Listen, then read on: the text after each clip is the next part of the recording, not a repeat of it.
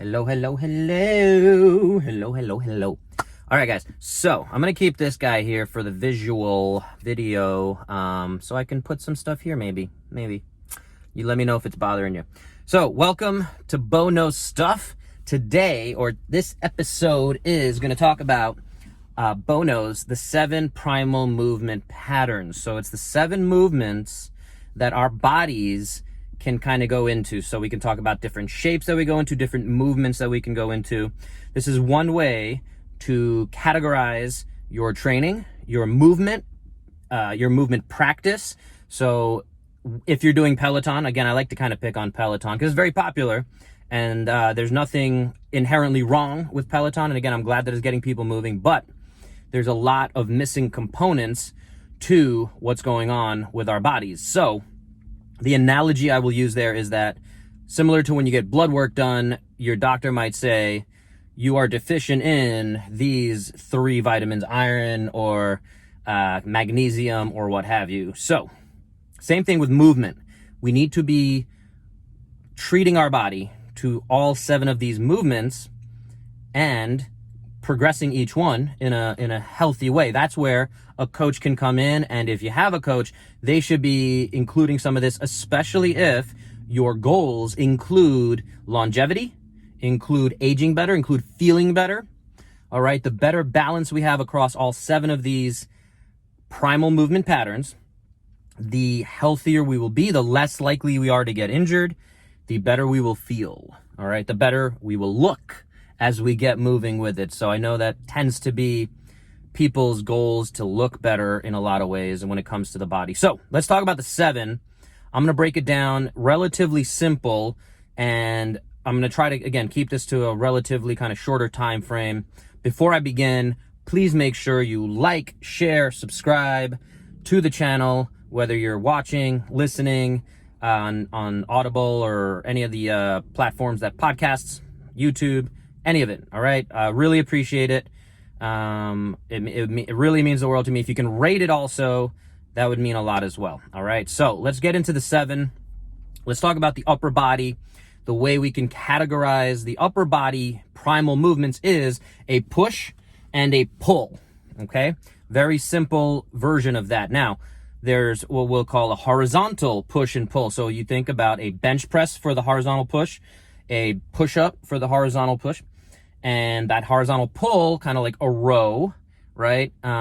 Versus the vertical push-pull. So again, strict press for the vertical push, a pull-up for the pull, okay? So push-pull, very simple versions of upper body. That's the first 2 movement patterns we're going to talk about. We're going to move on to the lower body, okay? 3 lower body, theoretically, movement patterns. We're going to, again, trying to simplify it. So 2 upper body, 3 lower body are squat, hinge, and lunge, okay? Squat, hinge, lunge.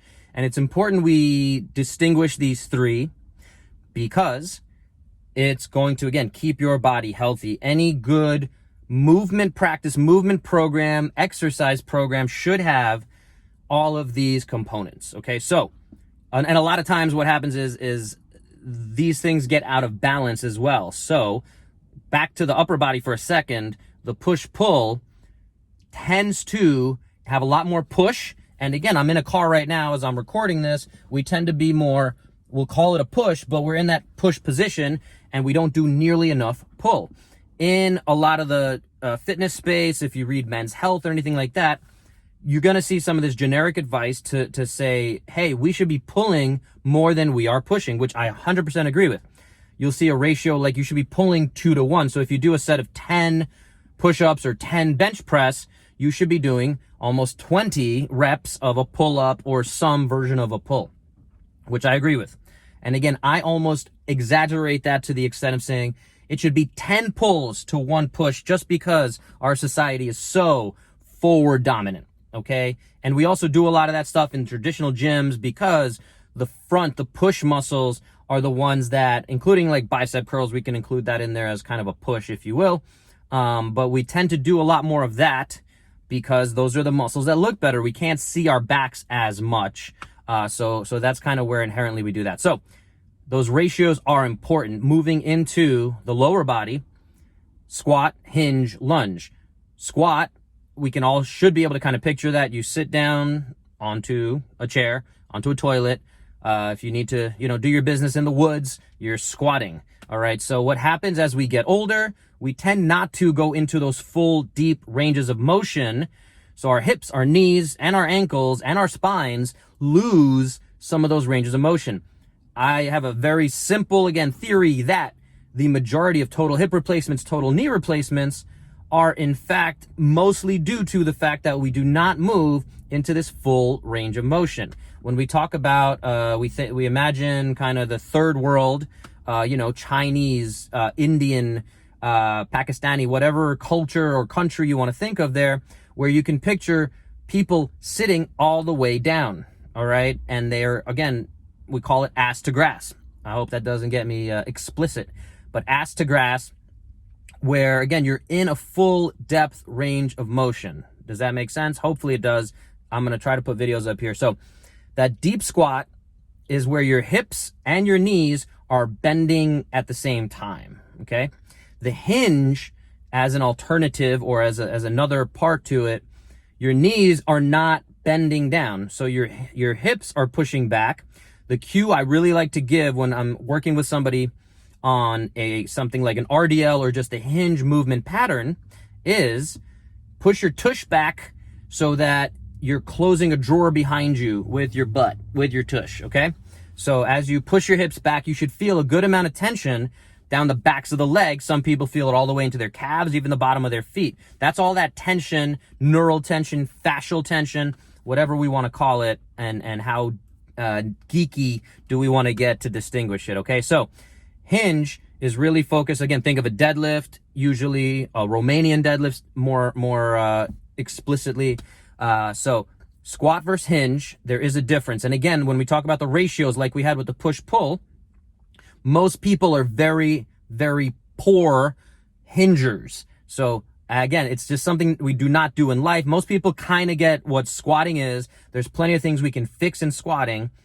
But when it comes to hinging, people take a lot more cues, especially the older population who has not been involved with more exercise class and things like that. I think things do get through in terms of hinging and moving and enhancing our movement literacy. Again, my analogy there is, just like you have a movement grade level, just like if you have a reading grade level. So, the New York Times, for instance, and I don't want to get into the politics of the failing New York Times or whatever, but it's considered, I'll have to double check this, but I think it was considered at a 6th grade reading level or 7th grade reading level is how they write that language, versus for those of you back in New York, the Daily News or the New York Post is considered, I think, at like a 3rd grade reading level or something like that. Again, correct me if I'm wrong, but that is what I recall growing up in New York.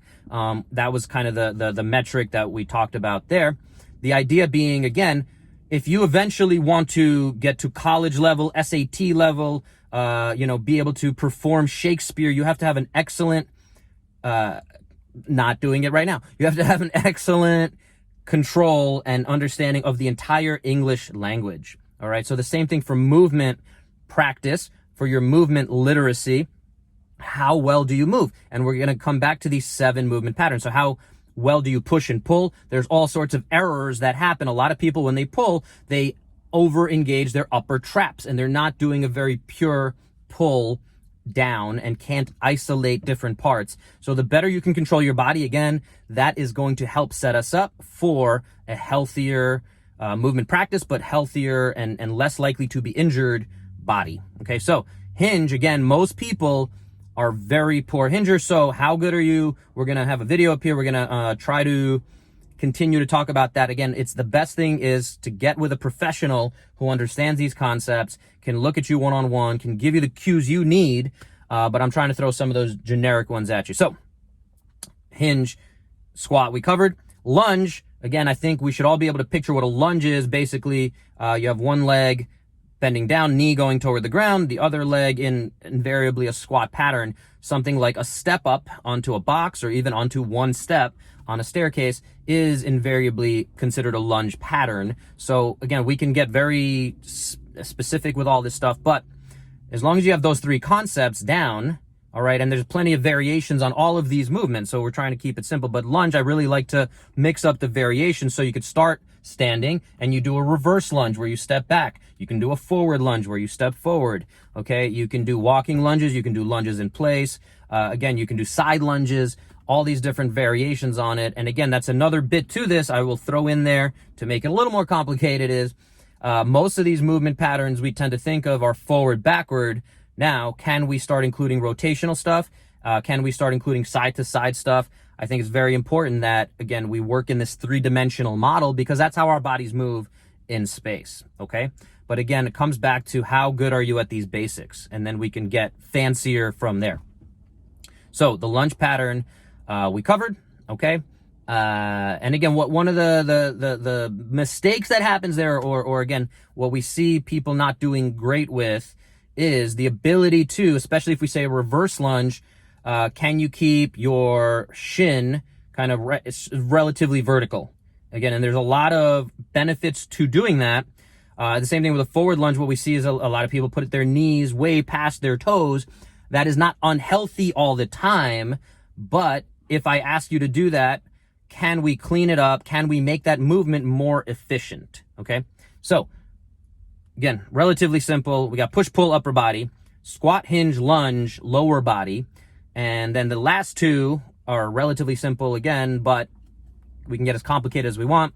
Number one being a twist. So all the different forms of twist that we can think of. There's also very important kind of movement in physical therapy fitness, anti-rotation. So you're actually working on keeping your body centered as a force is pushing you into a twist and you're fighting against that twist, which is very important for keeping your spine healthy as, again, life puts all these different forces on us. So it's good unloaded without any weight on top of us to work through twisting. Again, it feels good. It's really good for our spines, and we tend not to do a lot of it as we get older. So working that in one way or another is a really good way to get that twist in. It's very important. But again, as we start to load the weight, we do not necessarily want to twist, so we want to get stronger at avoiding twisting, okay? Unless you're playing a sport like golf, baseball, anything, tennis, anything that forces us to twist. Now we want to get better and healthier and more balanced because all those sports, you're twisting one way. And now it's not the worst thing to be imbalanced, right? It's natural to have those imbalances, especially if you're trying to enhance your performance. I would not tell a starting Major League Baseball pitcher to you have like 20 degrees 20 degrees difference or strength-wise difference in your pitching arm. Let's try to balance that out so you're healthier long-term. No, that guy needs to have as strong of a pitching arm as possible. All right. And we need to do everything we can to almost make him imbalanced. Okay. Any benefits we get on the non-pitching side, that's great. But we really need to make sure that the arm that's doing the work is, in fact, as healthy as possible, strong as possible, and performing up to its peak. But unless you're in that high level sport, it's very important that we have good balance and we work towards good balance. Okay. So that was the twist. And the last seventh movement pattern is simply walking, gait, ambulation, progressing that to sprinting. And again, that's something that we don't do enough of, is that high level sprinting. And again, we need to be a little careful with this, as if you don't have the basics of the foundations of running, meaning, single leg stance, good side to side stability, because every time your foot hits the ground, if your hips are dropping, we can only see that maybe on slowed down video of a treadmill analysis. We can see that in some different screens. So that's why one thing I do with almost every person I interact with, a client, anyone who wants to run, I say, let's go through these screens, including, I'll do it real quick, is side plank leg lifts, calf raises, okay, bridges from the floor with a single leg, and how long can you hold that? And we have, again, different metrics I'm looking at for all these things. I get video of this, so we can really hone in on your imbalances, on the components. Just like, again, I'm in the car, I use the car as the analogy. A mechanic can look in your engine and say, hey, like the spark plug is not working. I don't know very much about cars, but if the spark plug is not performing up to its, efficiency, if the tread on the wheels is wearing down, do we need to rotate those tires? Do we need to fill them with more air? Whatever it is, same thing back to, if you're running, and especially if you plan to run at a high level, whether it's increasing your mileage, we can look at your shoes. We can look at these tests of how good is your body under different conditions. And then we can look at you running and say, hey, there's some stuff going on here that we can start to improve. When I took the CrossFit endurance course, it included pose running was the main focus on that. So pose running is not necessarily the form of running that everyone needs to go through. I'm not going to go deep into it, but running is definitely something that we all take for granted. It's the thing, especially we had the lockdown recently. A lot of people started running as a way to get outside, which is great.